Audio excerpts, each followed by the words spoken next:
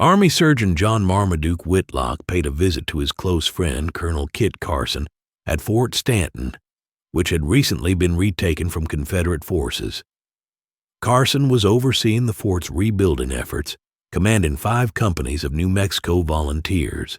While passing the time in a card game at the sutler's store, the name Captain James "Paddy" Graydon came up. Dr. Whitlock didn't hold back. He had sharp words for the controversial Indian fighter. According to one eyewitness, Whitlock strongly criticized Graydon for the killing of 16 Apaches, stirring tension in the room.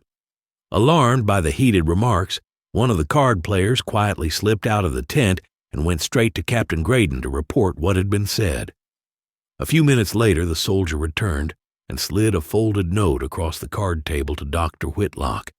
He read it, scribbled one word at the bottom, "Accepted," and handed it back. "That's a challenge," Whitlock said calmly, tapping the paper. "Looks like I have to fight." Several men in the tent urged him to back down. They tried to persuade him to sneak out the rear and return to Colonel Carson's quarters. Whitlock stood firm. He wasn't running. He picked up a Colt 5-shot revolver lying nearby and inspected it. Just then, someone burst in with a warning. Captain Graydon was coming, and he had a pistol in each hand. Outside, Whitlock fired the first shot. Graydon quickly returned fire. Both men missed. Graydon ducked behind a wagon, and Whitlock took cover near a Sibley tent. Gunfire echoed again. Suddenly, Graydon staggered back, clutching his chest. "I've been killed by a coward's whelp," he exclaimed. Whitlock took a bullet to the side and another to his right hand. Bleeding and wounded, he tried to escape, but Lieutenant Morris, serving under Captain Graydon, wasn't far behind. With around 75 soldiers at his back, Morris gave chase. They caught up with the doctor and shot him down. Without hesitation, Whitlock's body was dumped into a nearby ditch, but the soldiers didn't stop there. They emptied round after round into his lifeless body, venting their fury. When Colonel Kit Carson got word of what had happened, he erupted with fury. The killing of his close friend was more than he could stand. Back in May of 1862, General Edward Canby appointed Captain James "Paddy" Graydon, often misrecorded as Graydon or Grayton, to lead a company of the 1st New Mexico Cavalry.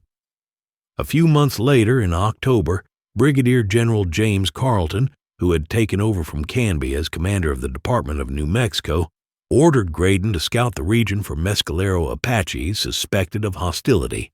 This was during the period when Carleton had issued his infamous command: kill every male who resisted, but take the women and children alive. In late October, near Galina's Springs in the mountains north of Fort Stanton, Captain Graydon crossed paths with Chief Manuelito, an elderly leader of a small band of Mescalero Apaches. The group was peacefully headed to Santa Fe for a meeting with General Carleton. According to multiple accounts, Graydon invited them into his camp, offered them hospitality, and then turned on them.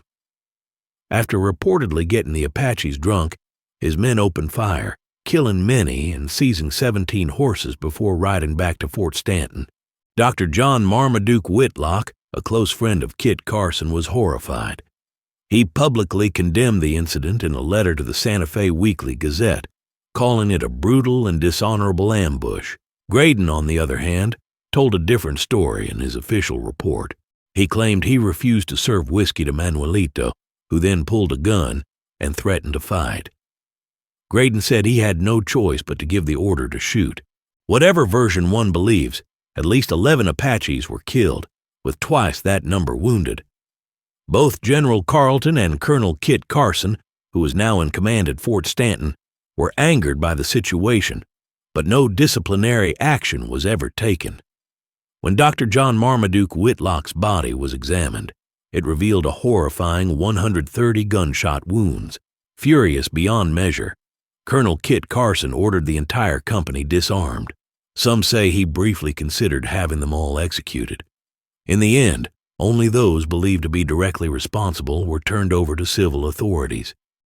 4 members of Captain James "Paddy" Graydon's outfit, Lieutenant Philip Morris and Privates John Murray, Albert Overall, and Estevan Aguilar, were charged with murder and transported to Santa Fe to await trial. But justice didn't come easy. On January 1, 1863, Morris, Aguilar, Overall, and 3 other inmates broke out of jail.